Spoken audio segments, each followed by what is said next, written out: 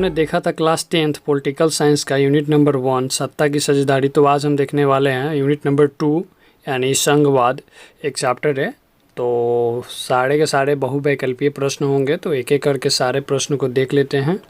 जो भी प्रश्न है वो सारे इम्पोर्टेंट प्रश्न है, तो एक भी प्रश्न मत मिस करिएगा। तो चलिए वीडियो को स्टार्ट कर लेते हैं। प्रश्न संख्या 1 देखते हैं। भारत में कितने प्रतिशत लोगों की मातृभाषा हिंदी है? तो इसका राइट आंसर बी हो जाएगा। 40% लोगों की जो मातृभाषा हिंदी है। तो चलिए प्रश्न संख्या 2 देखते हैं। प्रश्न संख्या 2 क्या कह रहा है? प्रश्न संख्या 2 कह रहा है भारतीय संविधान द्वारा कितनी भाषाओं को अनुसूचित भाषाओं का दर्जा दिया गया है? तो इसका राइट आंसर सी हो जाएगा। 22 भाषाओं को जो है अनुसूचित भाषाओं का दर्जा दिया गया है। चलिए अगला देखते हैं। प्रश्न संख्या 3 देखते हैं क्या कह रहा है।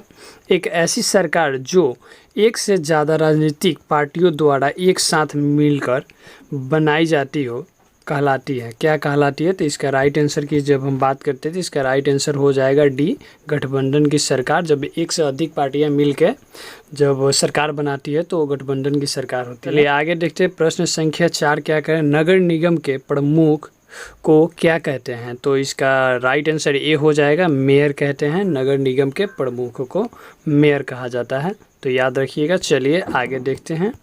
प्रश्न संख्या 5 देखते हैं। प्रश्न संख्या 5 क्या कर रहा है? भारत के किस राज्य को विशेष राज्य का दर्जा प्राप्त है? तो इसका राइट आंसर की जब हम बात करें तो इसका सही उत्तर हो जाएगा बी, जम्मू कश्मीर को जो है विशेष राज्य के दर्जा प्राप्त है। तो चलिए प्रश्न संख्या 6 देखते हैं क्या कर रहा है। केंद्र और राज्य सरकारों के बीच में होने वाले विवादों का निपटारा कौन करता है? तो इसका राइट आंसर हो जाएगा, और सही उत्तर की बात करें तो इसका राइट आंसर सी हो जाएगा।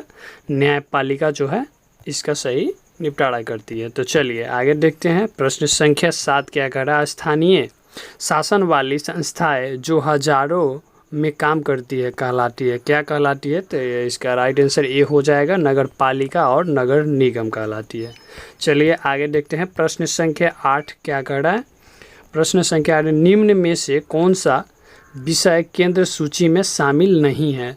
नहीं की बात किया है दोस्तों, याद रखिएगा ध्यान से। तो इसका राइट आंसर सी हो जाएगा, कानून व सुरक्षा जो है नहीं है। चलिए आगे देखते हैं। प्रश्न संख्या 9 क्या कर रहा है? प्रश्न संख्या 9 है केंद्र और राज्य के बीच सत्ता का बंटवारा कितनी सूचियों में किया गया है? तो इसका राइट आंसर की बात करें तो ये हो जाएगा 3 सूचियों में बंटवारा किया गया है। चलिए आगे देखते हैं। प्रश्न संख्या 10, राज्य पुनर्गठन आयोग की रिपोर्ट को कब लागू किया गया था? तो इसका राइट आंसर हो जाएगा बी, 1 नवंबर 1956 ईस्वी में लागू किया गया था। चलिए आगे देखते हैं। प्रश्न संख्या 11, प्रश्न संख्या 11 का है सत्ता का विकेंद्रीकरण किसे कहते हैं? तो इसका राइट आंसर हो जाएगा केंद्र और राज्य से शक्तियाँ लेकर स्थानीय सरकार को देना ही विकेंद्रीकरण कहलाता है। चलिए आगे देखते हैं। प्रश्न संख्या 12, नगर पालिकाओं और ग्राम पंचायतों के लिए लगभग कितने लोगों का चुनाव होता है? तो इसका सही उत्तर हो जाएगा 36 लाख के आसपास जो होता है 36 लाख हो जाएगा इसका सही उत्तर।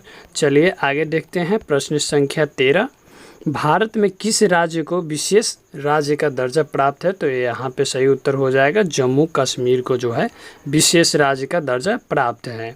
चलिए आगे देखते हैं। प्रश्न संख्या 14, स्थानीय शासन वाली कौन कौन सी संस्थाएं शहरों में काम करती है? तो इसका राइट आंसर हो जाएगा, इसका सही उत्तर होगा नगर पालिका और नगर निगम जो है शहरों में काम करती है। चलिए आगे देखते हैं। प्रश्न संख्या 15 क्या कर रहा है? एकात्मक शासन व्यवस्था किसे कहते हैं? एकात्मक शासन व्यवस्था किसे कहते हैं? तो इसका सही उत्तर हो जाएगा ऐसी व्यवस्था जिसमें शासन का एक ही स्तर होता है। चलिए आगे देखते हैं। प्रश्न संख्या 16 क्या कर रहा है?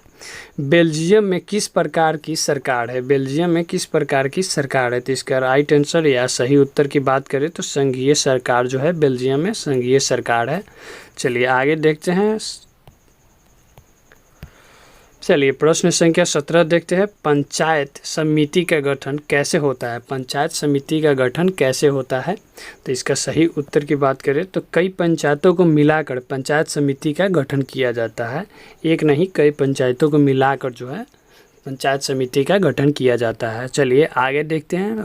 प्रश्न संख्या 18 क्या कर रहा है, नगर निगम के प्रमुख को क्या कहते हैं। नगर निगम के प्रमुख को क्या कहते हैं, तो जो सही उत्तर हो जाएगा इसका मेयर हो जाएगा। नगर निगम के प्रमुख को जो है मेयर कहा जाता है। चलिए तो आगे देखते हैं। आगे और लास्ट क्वेश्चन है प्रश्न संख्या 19, समवर्ती सूची के विषयों पर कानून कौन बनाता है। तो इसका राइट आंसर या सही उत्तर की बात करें तो केंद्र सरकार तथा राज्य सरकार जो है समवर्ती सूची के विषयों पर कानून बनाता है। तो इस वीडियो में इतना ही। वीडियो कैसा लगा कमेंट करके ज़रूर बताइएगा, और अच्छा लगा हो तो लाइक ज़रूर करिएगा। इसी प्रकार से डेली एक एक वीडियो आते रहेंगे, तो चैनल को सब्सक्राइब कर लीजिएगा नहीं किए हैं तो। चलिए जय हिंद।